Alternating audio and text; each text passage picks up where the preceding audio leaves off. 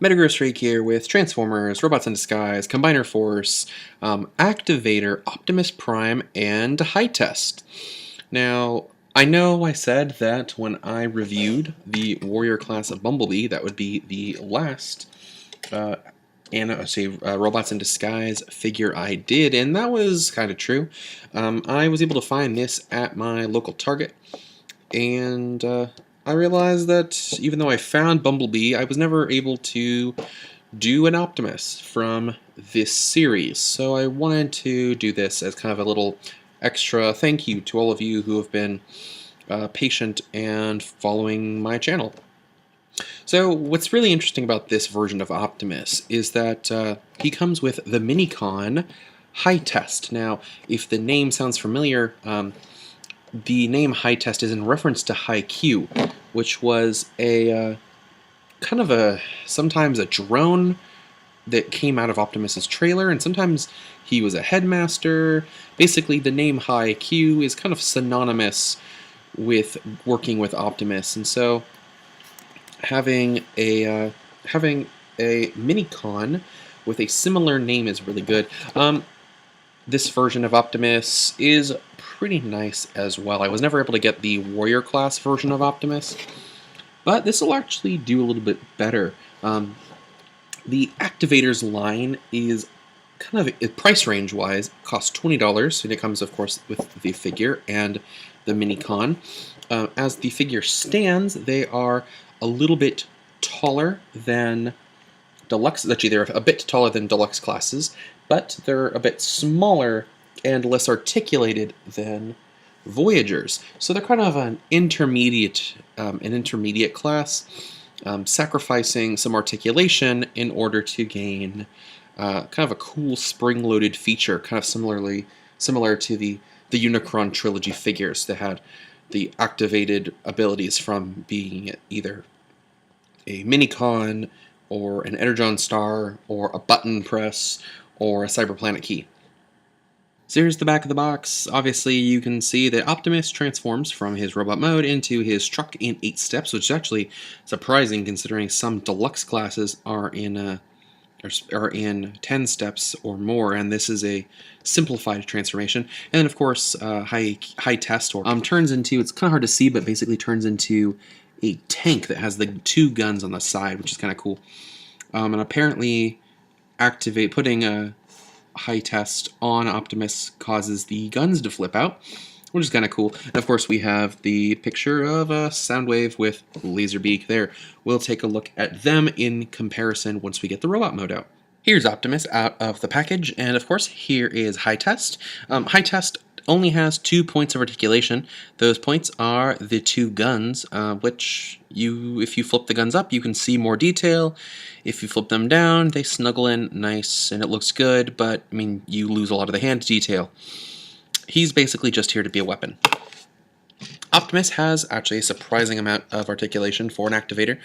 You can move his arms up and down, like so. You can, of course, bend his elbows, so he can shoot with those giant cannons he has. Unfortunately, the cannons do not flip in or anything, so he is stuck with arm cannons. Part of the I guess you could call it the gimmick of this toy is that the guns do flip in and out. That'll be relevant to the gimmick. And then, as you can see, the legs go out that much, they go in that much, and technically he does have toe articulation, but for the transformation. Oh, and he has a little bit of head articulation. And that's actually a fairly decent head sculpt for Optimus. I'm actually kind of happy with that. So, for comparison, here he is with Robots in Disguise Warrior Class Bumblebee, of course, to show that he actually is in fairly decent scale. I mean, this is about how big Optimus would be compared to Bumblebee. You can see Optimus is about a head or two, maybe a head and a half taller. So yeah, it's a good scale for them. Of course, here he is with his other activator from the wave, Soundwave. You can see Soundwave is physically taller because of his cannons, but when you compare their head heights, they're about the same. And of course, here is high test compared to Laserbeak. So yeah, I mean, this is a fairly decent looking robot mode. It's definitely Optimus. Definitely looks cool, though that isn't really much posability unless you're going for just, you know, bang, bang, pow, pow. So let's get him. Oh, interesting also thing, part of the transformation is he has... He can do the shoulder roll because of his transformation, so that's kind of funny. I know that's not intended as posability, but he can do that. You know, if you want, he can go like that and, you know, shoot sideways. He can, you know, bitch slap people. All kinds of loveliness. And here is Optimus and High Test, and I will be honest, it took me a little bit longer to get this together because the clips for these cannon things don't like folding in. But yeah, this is Optimus. He is a blue and red truck, as Optimuses usually are. He doesn't have a lot of decals on him though. He's got, you know, paint on the windshields, paint on the thing there. He does have some more paint on these parts that will flip up, as you'll see, but not too much. Part of the transformation has you turn his head around, so there he is. There's his head poking at his butt. That's completely unnecessary, though, because not only does it require you to turn his head at an awkward angle, but see, his head is perfectly fine facing forward. So, I mean, he literally, if he talks, he's talking out his butt. But there really is no need to turn the head around. It just kind of makes the transformation more complicated, and I mean it's part of step one. Step one being turn the head around and then connect the legs. So it's not like they did it to add on an extra step.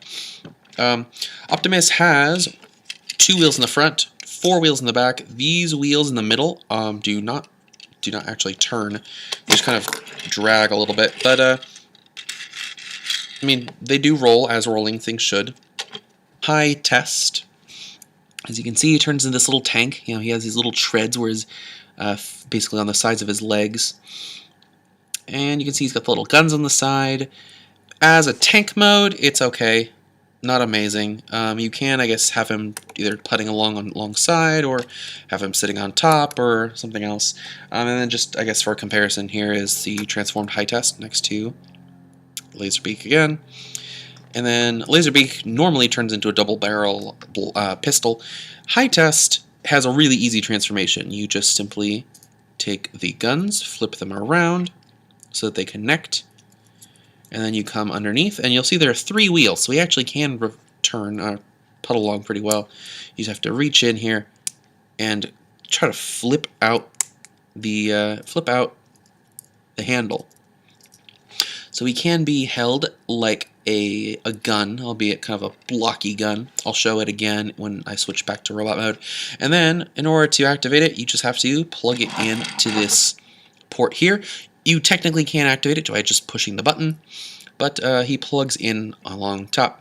It is worth mentioning that it's kind of weird. The toys suggest that it's the Autobots and Decepticons who are the activators, and that the Minicons simply activate the powers. Meanwhile, in the show, Soundwave basically refers to these Minicons as the Activators. It's interesting that they refer to the set as Activators, even though it is actually the Minicons that are the actual Activators. But anyway, I plug it in, and you see it causes these panels on the side to flip out, revealing some cool blue circuitry and some missiles on both sides, and then it causes the guns to pop up. You can see it uses that pop-up function we had before. And then on the inside of the barrels, it's kind of hard to see, but on the inside of the barrels, there's some more of that blue circuitry printing. Overall, I would say, compared to the missile launchers that shot back and forth as Soundwave rolls along, the fact that these are just pop-up guns and missiles is a little underwhelming, and the inclusion of this turret that turns is a little ridiculous. It is not at all necessary to enjoy the figure. They could have just released this, and it would have probably been fine. And then just to show you it does indeed work, I've got the panels together. I squeeze this together, make sure it's in, and then click it down, like so, and then I just have to press this, and there we go. Really simple. Clearly more engineering went into Soundwave on this particular figure, but overall not bad. For comparison, here he is with a figure I just reviewed. Basically kind of his descendant. Here he is with Titan's Return Deluxe Class Hot Rod. You can see Hot Rod is actually he has kind of a small vehicle, to be honest, because he folds up so well. You can see he's definitely taller, but Hot Rod definitely is to scale, while Prime is a little small. And here he is next to Voyager Optimus from Dark of the Moon. You can see Voyager Optimus is definitely larger. He's got more bulk to him, and keep in mind, the Dark of the Moon Optimus is smaller and less bulky than the Last Night Optimus that I reviewed, and I'll compare these two Optimuses together once I transform him back. Yeah, I think the vehicle is a little weak, to be honest, just because it doesn't scale well with other Transformers. But I think the robot mode is pretty good, so I'm going to transform it back into robot for my final thought. Alright, and here's Optimus back in robot mode, and of course high test in his gun mode, and he just plugs right in there to form a kind of an oversized gun. Okay, I mean, if your gun is as big as your torso, maybe you're overcompensating a little bit. I don't know. There is, I want to point out, some cool engineering, though, for this, because you have this little, I guess, kind of you basically have the little waistband piece, and the legs, the way they fold, and if you take a look, it might be a little hard to see, but on the arms, in here, on the arms, there's a little slider, and when you transform it, that little slider carries the waistband piece around, and then check it out. You can see it slides up the arm. You can see that little blue piece slides up the arm for when it clicks into place. And that movement actually pushes the arms out, because check it out, the arms are not going straight down right now, but when I pull this in, it pulls them down. And when I push the legs out, it pushes the arms out. So I actually kind of like that little bit of engineering. It's cool. I do wish, though, that you could have either the guns up or have the guns down in a reasonable way that doesn't look like he has either wings or doesn't look like he has gun arms. It'd be kind of nice if you could do one, like arms or gun arms, and not basically just gun arms or weird gun wings.